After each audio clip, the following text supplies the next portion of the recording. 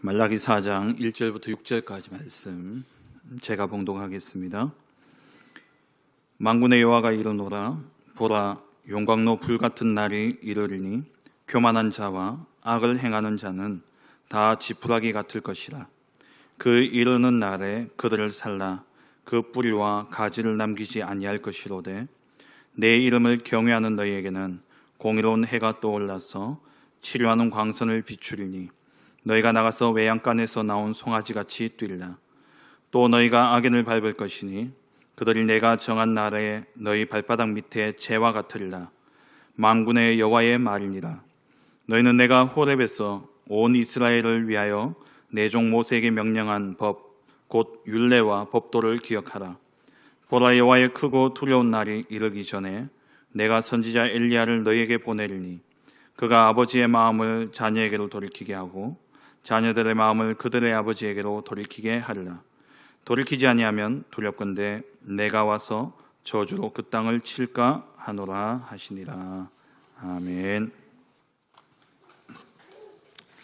이번 주간담 말씀을 통해서 우리가 주의 길을 준비하라라는 그런 제목으로 말씀을 받았죠. 암흑기 같은 그 400년의 시간 동안에 하나님의 말씀이 끊어져 버렸고 하나님이 역사하지 않는 것처럼 보여지는 그러한 시간이지만, 그 속에서도 하나님은 하나님의 역사를 이어가기 위해서, 하나님의 언약을 이어가기 위해서 하나님은 세례요한과 또 그리스도를 준비하셨습니다. 지금 이 시대에 우리가 바로 세례요한과 같이 주의 길을 준비할 자들로 부름받았기 때문에 우리가 영적 서밋타임을 통해서 하나님 주시는 은혜를 누리고 정말 나의 주인을 바꾸는 것이 길을 준비하는 것이다 말씀하셨죠. 우리가 깊은 묵상의 시간을 통해서 내 생각, 내 기준들 다 내려놓고 하나님의 말씀에 인도받는, 정말 주인을 바꾸는 그러한 응답을 통해서 주의 길을 준비하는 그러한 복된 응답 누리는 한 주간 되시길 주의 이름으로 축원합니다. 오늘 주신 본문을 가지고 여호와의 크고 두려운 날이 이르기 전이라는 제목으로 함께 말씀의 은혜를 나누길 원합니다. 우리가 말씀을 받을 때에 꼭 생각해야 될 것이 있죠. 하나님의 말씀이 선포되어지게 될 때에 그 말씀의 배경이 되어지는 것을 먼저 알아야 됩니다. 이 말씀이 누구에게 먼저 전달되어졌느냐. 그래서 성경의 독자는 세 종류의 독자가 있다라고 말씀을 드렸죠. 첫 번째는 말씀을 기록하는 저자가 바로 독자입니다. 하나님으로부터 말씀을 받기 때문에 그 말씀을 자기가 받고, 그리고 그 말씀을 또 기록할 때에 이 사람 생각의 대상이 있다는 거예요. 누구를 향해서 쓰는지. 그러니까 이 말씀을 직접 받을 자가 또 독자입니다. 그리고 기록되어진 말씀을 어느 시대든 이 말씀을 읽는 자가 또 독자예요. 그 말은 무슨 말이냐? 하나님이 그 저자에게 주시는 메시지가 있고, 또 이 말씀을 직접 받아서 읽는 자에게 하나님이 주시는 메시지가 있어요. 이들에게는 사실 그 시대의 배경을 그대로 알고 말씀을 받기 때문에 바로 이해가 되어지죠. 고린도전서를 예로 든다면은, 고린도전서 같은 경우에는 고린도 교회에 일어나는 문제들에 대해서 사도 바울이 답을 주는 메시지입니다. 그런데 오늘날 우리가 그 성경을 지금 읽는다면, 지금 우리 시대적인 배경과 우리의 그 어떤 지식의 배경, 또 우리의 경험의 배경을 가지고 그 말씀을 본다면 잘못 볼 수 있다는 거예요. 그런데 고린도 교회 성도들은 이 바울의 편지를 받고 읽는 순간 바로 이해가 되어지는 거죠. 그래서 오늘날 우리는 그래서 말씀을 받을 때 반드시 뭘 알아야 되냐? 배경을 알아야 됩니다.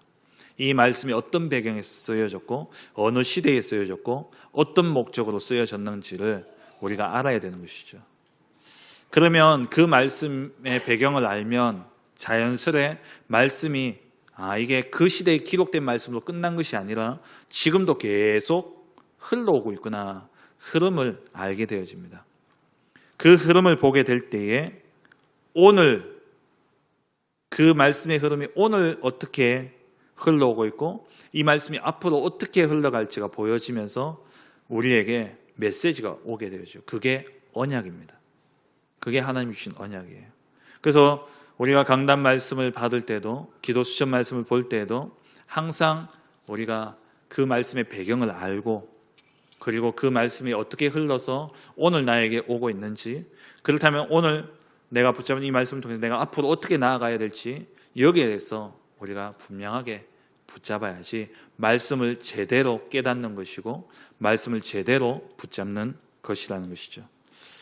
그렇게 볼 때에 오늘 이 본문의 배경이 되어진 말라기서는 이 말라기서가 지금으로부터 2400여 년 전에 기록되어진 말씀이지만 이 말씀의 흐름은 지금도 우리에게 그대로 이어지고 있다라는 겁니다. 이 말씀이 그냥 말라기 시대의 사람들에게만 주고 끝난 말씀이라면 우리는 다시 읽을 이유가 없습니다. 이 말씀이 오늘 우리에게 주시는 그러한 중요한 언약이 있다라는 것이죠. 이 말라기서는 스룹바벨 성전을 건축하고 한 1세기가 지나면서 이들은 그 스룹바벨에게 하나님이 약속하셨던 것처럼 이 성전에 나중 영광 이전 영광보다 크리라, 이 성전의 영광이 충만하리라 하나님 말씀하셨잖아요. 그런데 이들이 생각하는 그 영광이 영적인 영광이 아니라 자기들이 생각하는 포로되어져 있고 속국되어져 있고 나라 없는 이 상황 속에서 메시아가 오셔서 다윗과 같은 메시아가 와서 이 왕국을 회복할 것이고 이곳에 하나님의 나라 메시아의 왕국이 이곳에 임할 것을 기다리고 있었다는 거예요. 그런데 표면적으로 볼 때는 그런 모습이 하나도 안 나타나는 거죠. 여전히 흑암 가운데 있고 여전히 암울한 겁니다. 그러면서 어떠한 영광스러운 일도 일어나지 않는 가운데 이들이 신앙의 염증이 생기기 시작한 겁니다. 그러면서 완전히 영적으로 무감각한 그러한 상태에서 형식적인, 그러면서 자기 편한 대로 신앙생활을 하고 있었다는 거예요. 그런 가운데 말라기가 이들을 향해서 주는 그러한 경고면서 이들에게 주는 그러한 메시지입니다. 우리가 어떤 공사를 하거나 또 우리가 인생을 살 때도 마찬가지입니다. 우리에게 있어서 제일 무서운 게 뭐냐면은, 제일 위험한 것이 뭐냐면은 무감각이에요. 그러니까 불감증, 안전 불감증. 지난 4월 말쯤에 이천에서 그 물류센터 큰 화재가 일어났지 않습니까? 화재 원인을 보니까는 너무 어이없는 원인이었잖아요. 그 안에 뭐 페인트 칠을 하는 뭐 신난가 그런 그 공기가 정류가 이렇게 흐르는 그런 상황에서 이게 같이 작업을 했다 그러잖아요. 용접 작업하고. 그래가지고 그 판넬이 스티로폴 판넬 또 가연성이 높은 그러한 스티로폴 판넬을 붙어가지고 사람들이 많이 죽게 되어졌습니다. 그러니까 이게 다 어디 쏩니까? 안전 불감증이라는 거예요. 사람들이 정말 우리가 평안한 것과 평안을 누리는, 오늘 불렀던 찬양처럼 문제 속에서 평화를 누리는 것과 문제인지 모르고 살아가는 것하고는 완전 확연한 차이가 있습니다. 우리의 신앙인들은 영적 무감각 가운데서 그냥 살아가는 인생이 아니라 그걸 평안이라고 착각하면 절대 안 돼요. 문제는 정확하게 문제로 볼 수 있어야 됩니다. 그 문제가 있지만 거기에 대한 분명한 답을 우리가 가지고 있어야 되는 것이지, 문제가 없다, 문제 아니다, 그거는 유 목사님 말씀대로 바보예요. 어리석은 자예요. 문제가 없는 게 아니죠. 우리가 앞으로 살아가는 인생, 지금 내가 사는 인생, 문제가 반드시 있습니다. 그 문제에 대해서 우리가 무감각해서는 안 된다는 거예요.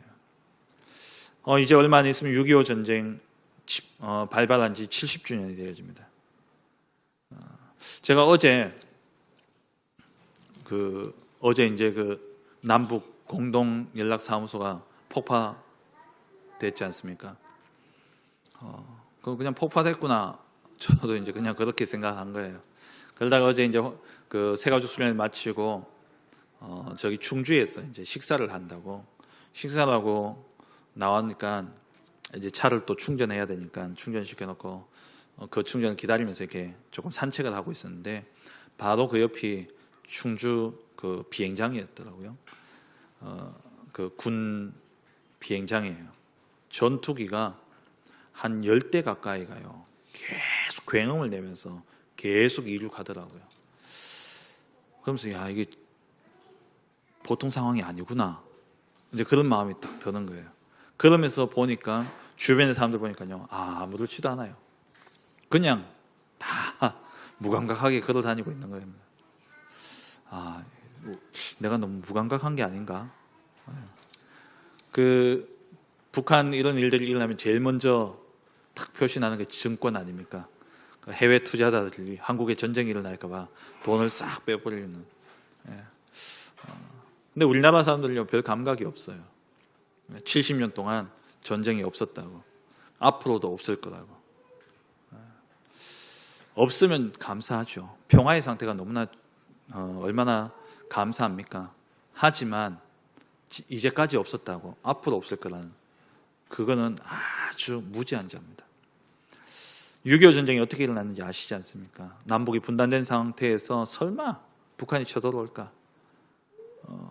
모르겠어요. 제가 듣기로는, 제가 뭐 정확하게 자료를 찾아본 건 아닙니다만은, 그 당시에는 일요일 되면 군인들도 이렇게 쉬고 뭐 그랬다 그러더라고요.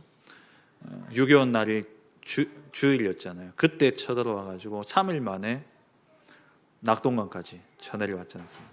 그게 어디서 왔습니까? 영적 무감각이에요. 그러니까 영적 무감각이 아니라 전쟁에 대한 무감각이었죠. 우리가 마찬가지입니다. 우리가 정말 영적으로 참으로 무감각한 그러한 시대를 살고 있지 않은가. 오늘 말라기서를 보면은 첫 번째 말라기 시대에 보면은 너무나 영적으로 무감각한 시대였습니다. 이들은 하나님이 분명히 사랑하셔서 하나님의 사랑을 나타내 보이시는데도 불구하고 이들은 그 하나님의 사랑에 대해서 무감각했어요. 말라기 1장 2절 말씀에 보면은 여호와께서 이르시되 내가 너희를 사랑하였노라 하나 너희는 이르기를 주께서 어떻게 우리를 사랑하셨나이까 하는도다. 하나님이 분명히 사랑하시는데 이들은 무감각한 거예요. 하나님의 사랑을 깨닫지 못하고 있는 겁니다. 그 하나님의 사랑이 어떻게 드러났냐? 그 바로 옆에 있는 에돔 족속이 늘 이스라엘 민족들을 괴롭혔단 말이에요. 근데 하나님이 이 에돔 족속을 진노하시고 진멸하셨어요. 그러면서 하나님은 이스라엘 백성들을 지키려고, 이들을 지키려고 하나님이 그렇게 사랑을 베푸셨음에도 불구하고 이들은요, 무감각해요. 우리의 모습도 마찬가지입니다. 여러분, 하루 매일 아침 숨을 쉬면서 아침에 깰 수 있다라는 것, 그게 하나님의 사랑입니다. 우리는 그냥 일어나죠. 일어날 때 피곤하다, 너무 힘들다, 그러면서 막 일어나죠.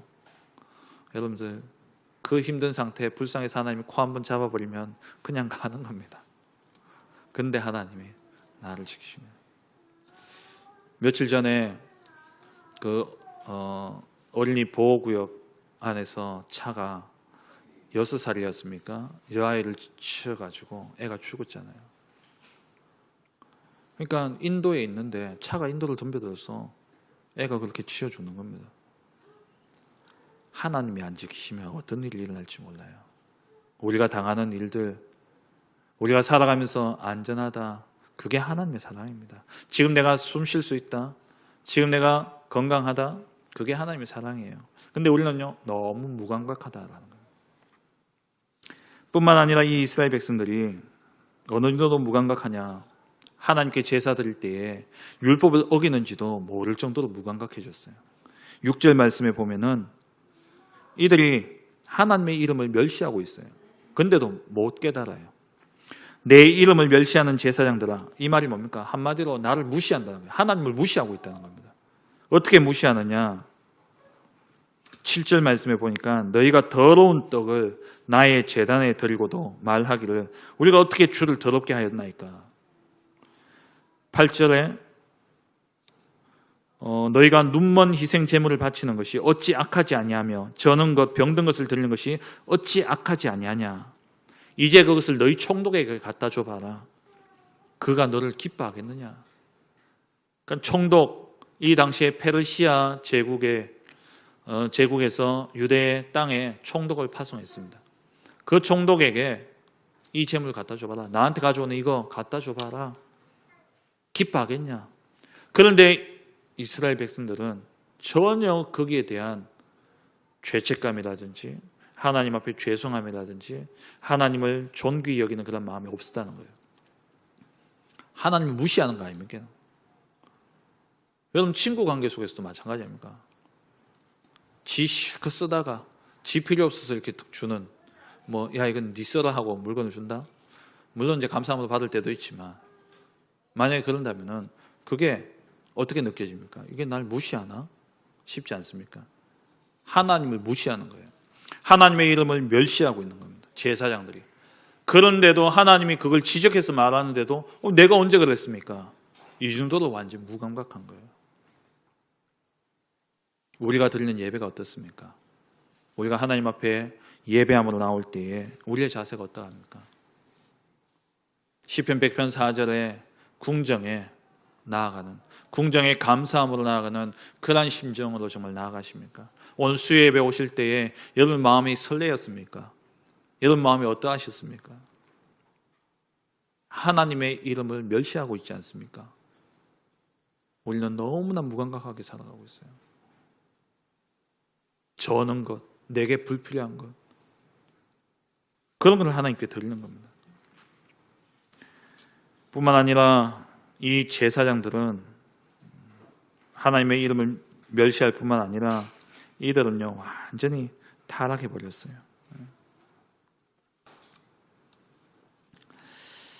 2장 2절 말씀에 보면 만군의 여호와가 이르노라 너희가 만일 듣지 아니하며 마음에 두지 아니하여 내 이름을 영화롭게 하지 아니하면 내가 너희에게 저주를 내려 너희의 복을 저주하리라. 1절에 보면 이 말을 누구에게 했냐? 너희 제사장들에게 하신 말씀이에요. 하나님의 말씀을 듣지도 않고 하나님의 말씀을 마음에 두지도 않는 겁니다. 그리고 하나님의 이름을 영화롭게 생각지도 않아요.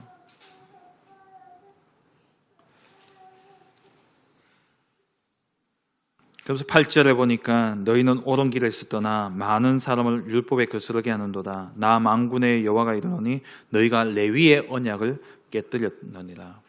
하나님이 처음에 아론을 대제사장으로 세우고 그 아론의 후손들을 또 그 레위 지파들을 제사장으로 세우셨죠. 그때 하나님이 이들에게 어떻게 이야기했습니까? 구별되게 하기 위해서 이번 새벽기도 때 우리가 말씀 보았던 것처럼 에봇을 입히셨어요. 구별되어 준 옷을 입혔어요. 그리고 하나님이 이들을 보석을 12개를 붙이면서 그 보석에 12지파의 이름을 새기면서 보배롭고 존귀한 자들로 하나님 그렇게 택하시면서 이들에게 성소에 불을 끄지 말게 하고 그러면서 하나하나 어떻게 해야 될지 하나님 다 말씀으로 이야기해 주셨습니다. 특별히 성경 한 권을 들어서 이야기했어요. 그게 레위기서 아닙니까? 그런데 이들이 하나님 앞에서 하나님의 언약을 깨뜨리고 자기 마음대로 자기만 그렇게 타락하는 것이 아니라 8절에 옳은 길에서 떠나 많은 사람을 율법에 거스르게 하는 이러한 짓을 벌이고 있는 겁니다. 지금 이 시대는 어떻습니까? 많은 신학자들, 많은 목회자들 그들이 하나님의 법을 떠나 있어요. 하나님의 말씀을 전파하기보다 세상 사람들이 듣기 좋아하는 그러한 이야기들을 하고 있는 겁니다. 디모데후서 4장에 나오는 말씀처럼 자기 귀에 듣기 좋은 소리를 쫓아가는 게 이 시대의 사람들의 모습이에요. 자기 사역에 따를 스승을 많이 둔다 그랬습니다. 허탄한 이야기를 따르고 있어요. 사람들이 전부 다 그 방향으로 가다 보니까는 목회자도 강단에서 어떻게 하냐? 허탄한 이야기를 하고 그 사람들이 듣기 좋은 이야기를 하는 겁니다.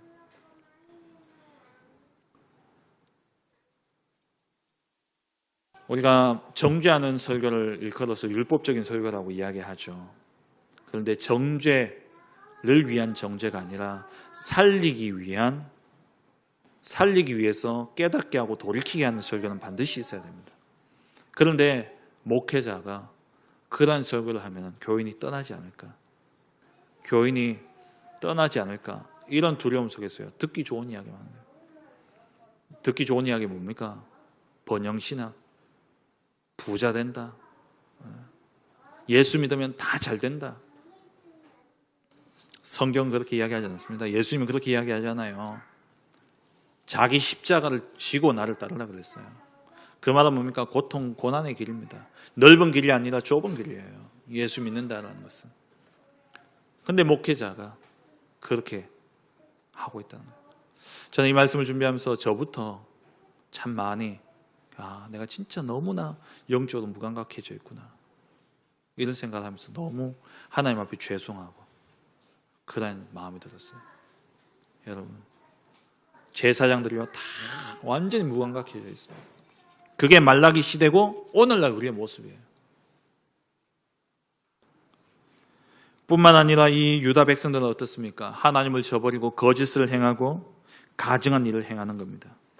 2장 11절에 보니까 유다는 거짓을 행하였고 이스라엘과 예루살렘 중에서는 가증한 일을 행하였으며 유다는 여호와께서 사랑하시는 그 성결을 욕되게 하여 이방신의 딸과 결혼하였으니, 이들이요 이 당시에 어떻게 되어버렸냐니까 결혼해놓고도 이혼하고 이방 여자하고 결혼하고 재혼하고 같이 살고 이런 일들이 막 비일비재하게 일어나는 겁니다.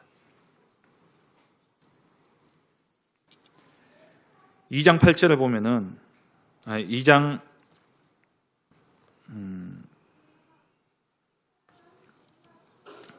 14절에 보시면은요, 너희는 이르기를 어찌 됨이니까 하는도다. 이는 너와 네가 어려서 맞이한 아내 사이에 여호와께서 증인이 되시기 때문이라. 그는 내 짝이요 너와 서약한 아내로되 내가 그에게 거짓을 행하였도다. 그 앞에 보면은 이 이스라엘 백성들이 자기 아내를 이제 이혼하고 그리고 이제 이방 여인을 쫓는 거죠. 거기에 대해서 하나님이 하시는 말씀이에요. 왜 이혼하지 말라 그러냐? 여호와께서 증인이 되셨기 때문에 그렇습니다. 여러분, 결혼할 때에 서약할 때 어떻게 합니까? 둘이 한 몸을 이룬다 그러면서 절대 쪼개지지 않는다라고 이야기하잖아요. 사람이 쪼갤 수 없다 그랬어요. 왜? 하나님이 증인이기 때문에. 그런데 지금 시대 모습들 보면요, 너무나 많은 그러한 언약을, 가정을 너무 쉽게 여기는 그런 모습들을 보게 되어져요. 이혼하지 말라 이 말이 아닙니다. 그러한 상황과 그러한 여건들이 있죠. 하나님이 무조건 전부 다 이혼하지 말라고 한 적은 없어요. 그런데 무엇 때문에? 자기의 정욕 때문에. 성결을 욕되게 하면서 이방의 신의 딸과 결혼하는, 그러니까 자기의 정욕, 욕심, 그것 때문에 하나님의 언약을 저버리는 그러한 일들을 행하고 있다는 겁니다. 이게 결혼뿐만 아니라 많은 부분에서 일어나는 일들이 일어나고 있다는 거예요. 이 시대, 지금 이 시대의 모습이 그대로 말라기 시대 그대로 모습입니다. 이 흐름이요 지금도 우리에게 그대로 이어지고 있다는 거예요. 그러면서 이들이 어느 정도로 무감각하냐? 하나님의 것을 도둑질하면서도요 몰라요. 말라기 3장 10절 말씀에 3장 8절 말씀에 사람들이 어찌 하나님의 것을 도둑질하겠느냐? 그러나 너희는 나의 것을 도둑질하고도 말하기를 우리가 어떻게 주의 것을 도둑질하였나이까 하는도다. 전혀 못 깨닫고 있어요. 이는 곧 11조와 봉헌물이라. 헌금을, 하나님의 것을 구별하여 드려야 될 이 하나님의 백성들이 하나님의 것을 떼먹는 그게 도둑질인 줄 몰라요.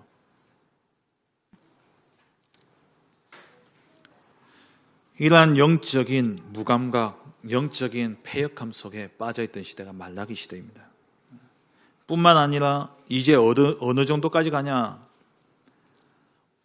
완악한 말로 하나님을 대적하는 그 지경에까지 이르렀어요. 3장 13절에 보면은 여호와가 이르노라 너희가 완악한 말로 나를 대적하고도 이르기를 우리가 무슨 말로 주를 대적하였나이까 하는도다. 하나님을 대적하면서도 대적하는지 모르고 살아가고 있어요. 지금 이 시대의 모습이 어떻습니까? 하나님의 말씀이 분명히 강단을 통해서 선포되어지는데도 불구하고 자기 속에 옳은 대로 행하고 있어요. 그게 하나님께 대적하는 것이지 뭐겠습니까? 하나님이 이렇게 살아라, 하나님이 이 방향으로 가라 말씀을 주시는데 그 말씀대로 우리가 따르지 않는다면 그게 완악한 말로 하나님께 대적하는 것이죠. 많은 성도들이요, 교회에 와서 말씀을 그냥 흘려 듣고 있어요. 목사의 말로 듣고 있고, 목사의 지식에서 나오는 말로 듣고 있고, 목사의 어떠한 학식에서 나오는 말로 듣기 때문에 우리 목사님 설교 좋다, 우리 목사님 메시지 좋다 이러고 있는 거예요. 하나님의 말씀으로 들어야 됩니다. 하나님의 말씀으로. 하나님이 내게 주시는 분명한 언약이 있습니다. 하나님이 나의 현장, 나의 삶 속에 문제 앞에 하나님 주시는 분명한 답이 있다라는 거예요. 그걸 찾아내고 그걸 붙잡고 한 주간 동안 내 삶을 그 언약 앞에 드려야 되는 겁니다. 그런데 이들이요, 말씀 다 놓치고 살면서 하나님께서 완악한 말로 나를 대적했다 하니까 내가 언제 그랬습니까? 이러고 있는 거예요. 그래서 하나님 뭐라고 이야기하십니까? 1장에 보면은요,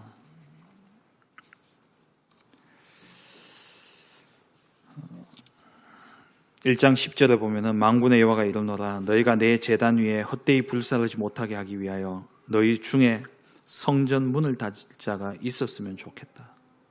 내가 너희를 기뻐하지 아니하며 너희가 손으로 드린 것을 받지도 아니하리라. 하나님이 이 마음에, 이런 마음에 하나님이 안타까움과 한탄함을 가지시고 400년 동안 잠잠하신 거예요. 근데 하나님은 그렇게 끝내는 하나님이 아니시죠. 그런 가운데 하나님은 반드시 누구를요? 하나님의 사자를 보내신다는 겁니다.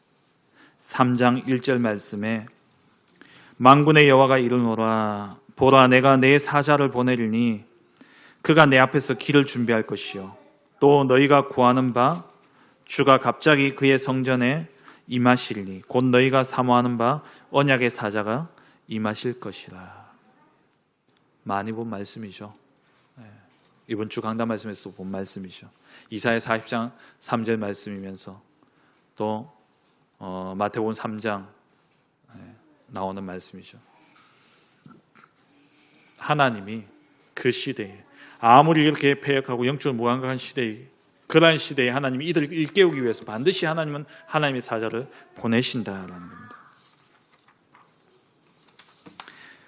4장 5절에 보라 여호와의 크고 두려운 날이 이르기 전에 내가 선지자 엘리야를 너에게 보내리니 하나님이 이러한 영적 무감각이 계속되어지면 반드시 하나님은 어떻게 하시느냐 4장 1절에 용광로 불같은 날이 이르게 되어 있어요. 심판의 날이 이른다는 겁니다. 4장 5절에 여호와의 크고 두려운 날이 반드시 오게 되어 있습니다. 영적으로 무감각해서 하나님을 떠난 패역한 세대는 그 죄가 가득할 때에, 죄가 관영할 때에 하나님은 홍수의 심판을 내리시고 죄가 강량할 때마다 하나님은 블레셋, 바벨론, 아수르 같은 이러한 나라를 들어서 로마를 들어서 하나님 그 시대의 백성들을 완전히 멸망케 하면서 깨닫게 하시죠. 그런데 그 시대가 이르기 전에 하나님은 항상 어떻게 하시느냐 주의 사자를 보내시는 겁니다. 주의 사자를 보내셔요. 홍수가 있기 전에 누구를요? 노아를 통해서 하나님이 방주를 만들면서 방주 왜 만드냐? 이 배를 왜 산에 만드냐? 안 물었겠습니까? 조롱했다 그랬잖아요. 노아를 보면서 막 조롱했어요. 저 배를 산 위에 만든다고. 왜 조롱했겠어요? 노아가 이야기했겠죠. 홍수가 일어나서 이 산 어디도 물에 안 잠기는 곳이 없다. 이 방주 안에 들어오면 산다. 그런데 어떻게 하면 깨닫지 못했어요. 소돔과 고모라 땅이 멸망하기 전에 하나님은 주의 사자를 보내셨습니다. 시대마다 죄가 관영하고 시대가 멸망하기 이전에 하나님은 하나님의 사자를 보내신다는 거예요. 아수르에 의해서 멸망하기 이전에 하나님은 니느웨에 누구를 보냈습니까? 요나를 보내셨어요. 그 시대에 이스라엘 백성을 깨닫게 하기 위해서 하나님께서 중요한 선지자들을 보내셨습니다. 바벨론의 포로가 되기 이전에 이사야, 예레미야 같은 선지자를 보내셨어요. 하나님은 항상 주의 종을 통해서 그 시대에 하나님이 하실 일들을 말씀으로 전달하십니다. 지금 이 시대는 어떻습니까? 기름 부은 주의 종을 통해서 하나님은 하나님의 말씀을 주고 계신 거예요. 그런데 어떻습니까? 무감각해요. 제가 한 번씩 우리 성도님들 장길자로 지내시는 분들 전화를 드리면은요, 예전 교회에서 이제 사역을 하면서 드리면은 좀 이렇게 제가 묻는 게 잘 지내십니까? 잘 지냅니다 이래요. 그래서 제가 그렇게 해서 잘 지내는 게 잘 지내는 게 아닐 텐데요. 잘 지내신대요. 무감각하다는 거예요. 교회 안에서도 마찬가지입니다. 억지로 교회 오시는 분들 딱 표시 나잖아요. 또 그런 분들 이렇게 한 번씩 전화해서 요즘 어떠십니까 하면요, 좋습니다 이래요. 좋은 게 아니라는 거예요. 오늘 말씀처럼 여호와의 크고 두려운 날이 와 있어요. 용광로 불같은 날이 반드시 이르게 되어 있습니다. 데살로니가 전서 5장에 보면은요, 바울이 데살로니가 교회에 편지를 쓰면서 이렇게 이야기하죠. 형제들아, 때와 시기에 관하여는 너에게 쓸 것이 없음은 주의 날이 밤에 도둑같이 이를 줄을 너희 자신이 자세히 알기 때문이라. 그들이 평안하다 안전하다 할 그때에 임신한 여자에게 해산의 고통이 이름과 같이 갑자기 멸망이 갑자기 그들에게 이르니 결코 피하지 못하리라. 도둑같이 임해요. 멸망의 날이. 영적으로 깨어 있어야 됩니다. 무감각하면 안 돼요. 제가 예전에 그 영화를 한 편 봤는데 진주만이라는 영화가 꽤 오래전에 이렇게 개봉했었어요. 그 진주만이라는 영화가 뭐냐면은 태평양 전쟁 때 그 하와이의 진주만에 거기에 일본이 가미카제 비행기 타고 그냥 연료가 다 떨어져 가지고 뭐 포탄 쏘고 뭐 이렇게도 하지만요, 그냥 돌아올 거 생각 안 하고 그냥 거기에 다 처박지 않습니까? 군함에 다 처박아 버려요. 그것 때문에 이제 미국이 원자 폭탄을 떨어뜨리잖아요. 근데 그 영화에 보면은 이렇게 일본에서 이제 이 파일럿들이 출정식 나가기 전에요, 다 유언장을 쓰고 그러면서 할복할 그러한 그러한 심령으로요, 그러한 이렇게 마음가짐을 딱 가지고 딱 결의에 굳게요, 그렇게 출발해요. 그 출발하는 장면이 딱 나오면서 비행기가 이제 쫙 이렇게 나와요. 그런데 장면이 딱 전환돼가지고 진주만에서 미군들의 모습을 보여주는데 이들은 어떻게 하냐? 술 마시고 막 파티하고 막 즐겁게 즐기고 있는 겁니다. 비행기가 오고 있는데 보는 내내 저는요, 저러고 있으면 안 되는데 막 이런 생각이 드는 거예요. 그러고 있다가 때리니까 비행기가 뜰 시간도 없이요, 완전히 다 부서졌어요. 지금도 하와이에 가면 그 진주만 거기에는 그런 유적들이 딱 있다 그래요. 그때 막 배도 이렇게 있다 그러고. 우리가 그런 삶을 사는 거예요. 여러분 평안하십니까? 진짜 평안하십니까? 아니면 무감각하십니까? 여러분 무엇을 위해 쫓아가고 있습니까? 하나님께서 여러분들에게 깨닫게 하시고 말씀을 통해서 계속 깨닫게 하시는데 우리가 언제 그랬습니까? 우리가 어떻게 그랬습니까? 이러고 있는 거예요. 정말 영적으로 깨어나시기 바랍니다. 그래서 중요한 게 뭡니까? 평상시예요. 평상시. 전쟁은 평상시에 준비해야 하는 겁니다. 전쟁은 싸워서 이기는 게 승리가 아니잖아요. 진짜 전쟁에 승리하는 것은요, 전쟁할 엄두를 내지 않도록 준비되어 있는 게 진짜 전쟁에 승리하는 겁니다. 저 북한이 왜 저럽니까? 만만하다는 거예요. 만만하다는 거죠. 핵도 있고. 그러니까. 근데 진짜 전쟁에 승리하는 길은 뭡니까? 북한이 우리나라를 쳐들어올 엄두도 못 내야 돼요. 그게 진짜 전쟁을 준비하는 거죠. 평상시에 우리가 우리의 영적인 면역력이 사단이 아무리 우리를 공격하고 우리를 넘어뜨리려 할지라도 우리가 그 면역력이 딱 갖춰져 있어요. 사단이 알아서 무릎 꿇어야 되는 거예요. 목사님 계속 말씀 주시잖아요. 우리가 사단을 꺾고 쫓아내는 게 아니라 사단이 무릎 꿇고 사단이 흑암이 없어져 버려야 된다는 거예요. 내가 싸워서 쫓아내는 게 아니라 내가 영적 면역력을 갖추고 서밋 타임을 통해서 하나님 주신 은혜를 깊이 누리고 있으면 사단이 틈탈 수가 없는 겁니다. 저절로 없어져 버려야 돼요. 살아나야 되는 겁니다. 그래서 이번 주 강단 말씀에 주의 길을 준비하라. 그러니까 서밋 타임. 정말 우리가 영적으로 깨어 있어야 돼요. 영적으로 깨어 있기 위해서 뭐 해야 됩니까? 날마다 언약을 확인해야 되는 겁니다. 깊은 기도의 시간을 통해서 말씀을 붙잡고 우리가 우리 자신을 깨어 있어야 돼요. 내 자신이 정말 하나님의 뜻대로 살고 있느냐, 하나님과 방향이 맞느냐, 내가 하나님과 방향 맞춰 산다고 하는 것이 저는 것, 흠 있는 것, 더러운 떡을 내가 하나님 앞에 내놓고 있지 않는가? 그건 어떻게 깨닫습니까? 생각으로 깨닫는 게 아니에요. 말씀 앞에 나를 비추어 볼 때에, 말씀 앞에 나를 세울 때에 내가 정말 그렇게 살고 있냐 깨달아지는 겁니다. 정말 서밋타임 가지셔야 돼요. 깊은 묵상 속에 들어가셔야 됩니다. 말씀 앞에 나를 완전히 벌거벗은 상태로 세워주셔야 돼요. 가리어서 쓰는 게 아니라 벌거벗은 상태로 낱낱이 드러내어서 하나님의 말씀 앞에 나를 세우셔야 돼요. 그러지 않으면 용광로 불같은 날이 이릅니다. 그러지 않으면 크고 두려운 날이 이르게 되어 있어요. 4장 6절에 그가 아버지의 마음을 자녀에게로 돌이키게 하고 자녀들의 마음을 그들의 아버지에게로 돌이키게 하리라. 돌이키지 아니하면 두렵건대 어떻게 된다고요? 내가 와서 저주로 그 땅을 칠까 하노라. 그 날이 오게 되어 있습니다. 우리가 먼저 깨달아야 돼요.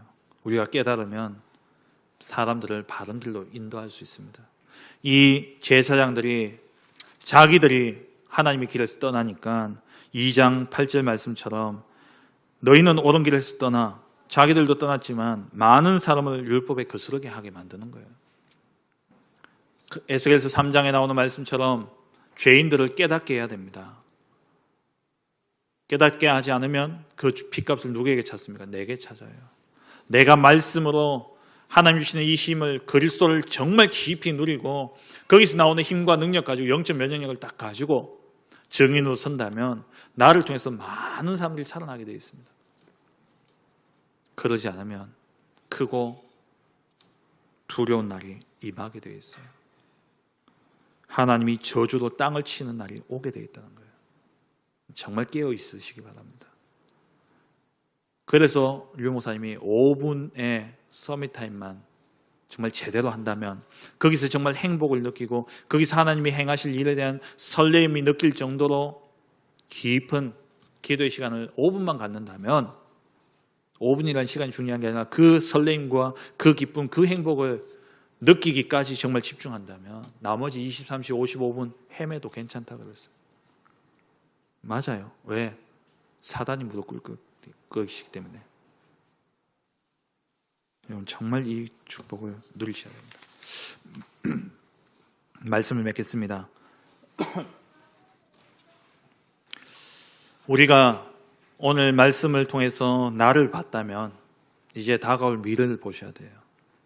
우리 다가올 미래를 두고 우리는 이 사자를 준비해야 됩니다.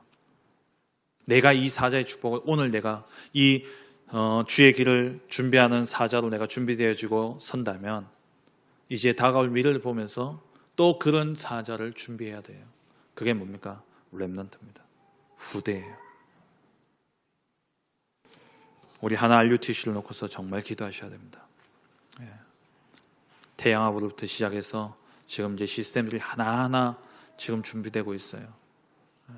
서밋스쿨, 지혜스쿨, 우리 후대들에게 정확한 언약을 심고 오직 복음이면 된다라는 것, 복음적인 세계관으로 이 아이들이 세계를 볼 수 있도록 훈련시키는 겁니다.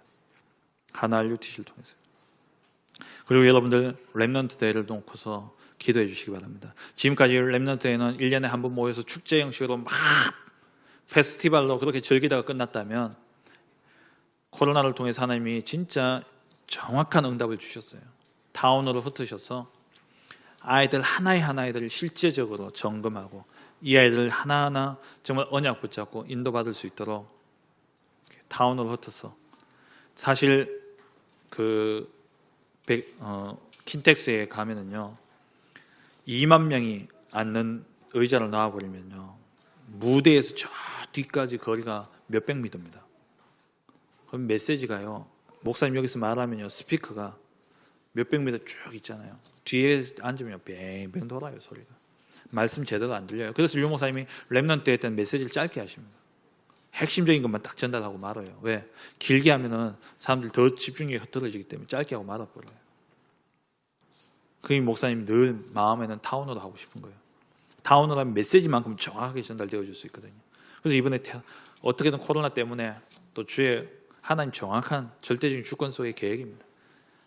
타운으로 말씀이 딱 들어가고, 이제 또 타운에 그렇게 많이 모일 필요도 없어요. 온라인 다 열리기 때문에 있는 자리에서 집중해서 말씀 들을 수 있도록.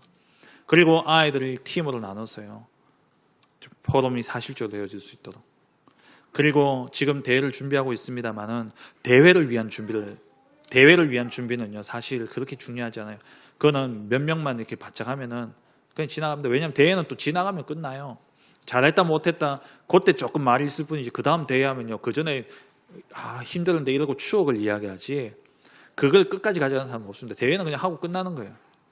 중요한 건 뭐냐, 지금 우리가 대회를 준비하면서 매주 모여서 회의를 하고 준비를 하는 게 뭐냐, 그러니까 두 가지 방향으로 하고 있어요. 대회와 사역. 근데 비중을 어디에 많이 두나요? 사역에 많이 두는 거예요. 1년 동안 대회 끝나고 그 이후에 이 렘넌트를 어떻게 지속해서 사역할 수 있을까? 그래서 유 목사님이 3개 팀을 이야기하신 겁니다. 서밋 팀을 통해서 아이들에게 미션을 주고 미션을 계속 체크하라는 거예요. 작년에 나왔던 말씀이죠. 1일 3작. 아이들 계속 관리하라는 거예요. 그 미션을 주고 그 미션이 딱 붙잡혀지면 이 아이들이 먼저 경험할 수 있도록 인턴십을 하게 하고, 거기서 끝나지 말고 그 분야에 먼저 응답받은 자들이 와서 포럼 해주라는 거예요. 그게 헌신팀입니다. 그렇게 해서 이 아이들이 미리 자기가 갈 길을 보고 갈 수 있도록 이걸 놓고 지금 렘넌트 대회를 준비하고 있어요. 그러니까 대회를 위한 조직도 있지만 그 옆에는요 조직표를 우리가 짜고 있는데 1년간 진짜 이 렘넌트를 1년 내내 관리하고 기도하고 이 아이들 끌어줄 수 있는 그 팀들을 구성하기 위해서. 그래서 지금 대구 경북 지역의 산업선교회, 대구 경북 지역의 장로회, 또 여전도회, 또 대구 경북의 각 선교국들이 있어요. 태영아, 또 유아유치, 어린이 선교국, 청소년 선교국들이 그 지부들이 있어요. 그러한 조직들 다 끌어모아서 이번 주 토요일 날 강사단 마치고 핵심 사이에 우리 대회에 대한 브리핑을 하려고 해요. 왜? 하나 되어서 뭐 해야 되냐? 다음 시대 미래의 주의 사절을 준비해야 되기 때문에, 주의 길을 준비할 렘넌트를 키워야 되기 때문에. 여러분들 정말 대회를 위해 기도하실 때 대회가 중요한 게 아니라 이 아이들 인생을 두고 우리 담임 목사님이 주셨던 서밋스쿨 개원식 때 주셨던 말씀처럼 5가지 세레머니가 있잖아요. 성인식을 통해서 아이들 언약이 각인되어지고, 그리고 언약식을 통해서 언약을 각인하고, 성인식을 통해서 아이들 달란트를 찾고, 사명식을 통해서 그 달란트가 전문성의 응답을 누릴 수 있도록 전문성을 준비하고, 그리고 이 전문성이 준비되었으면 이제 파송식, 세상을 살리러 파송하고, 그리고 세상에 받은 그 응답을 가지고 이제 교회를 살리고 목회자를 살리고 또 후대를 살리고 237 나라를 살리는 중직자로 임직받는 임직식, 이 응답을 받을 수 있는 그런 이 흐름을 쭉 이어갈 수 있는 후대를 키울 수 있도록 정말 기도해 주시기 바랍니다. 그러한 응답들이 우리 개교에서 일어나야 되고 지역에서 일어나야 되고 전 세계 곳곳에 일어나야 돼요. 그게 RUTC입니다. RUTC. 우리 하나교회 RUTC가 교회에 세워지겠지만 사실 각 지역에 또 일어나야 돼요. 우리 테크노폴리스에도 RUTC가 세워져야 돼요. 그 뭐 건물을 크게 짓고 그게 아니에요. 진짜 후대들을 이 5가지 세레머니 속에 키울 수 있는 시스템, 또 거기에 헌신할 수 있는 헌신팀들이 나와야 되는 겁니다. 이를 위해서 여러분 정말 기도해 주시기 바랍니다. 영적으로 무감각한 시대입니다. 말라기 시대하고 똑같은 시대를 우리가 살고 있습니다. 그 시대에 하나님 경고하신 거예요. 너희 그대로 살다가 용광로 불같은 날이 이를 것이다. 너희 그 상태, 그 모습 그대로 산다면 크고 두려운 날이 이를 것이다. 땅에 저주가 임할 거다. 깨어나라. 일어나라. 주의 사자로 서서 주의 길을 준비하라. 말씀하고 있는 거예요. 오늘날 우리에게 일어나라 말씀하십니다. 깨어나라 말씀하셔요. 내가 주의 길을 준비할 자로, 그리고 또 다음 세대에 주의 길을 준비할 자를 키우는 자들로 우리가 서야 됩니다. 정말 이 일에 쓰임받고 여러분 인생이 여기에 쓰임받고, 그래서 여러분 인생을 생각할 때에 진짜 렘넌트 주의 길을 준비할 자들을 세워놓는 그러한 작품을 남기는 복된 인생 되시길 주의 이름으로 축원합니다. 하나님 감사합니다. 영적 무감각한 시대에 하나님께서 말씀으로 우리를 깨닫게 하심을 감사드립니다.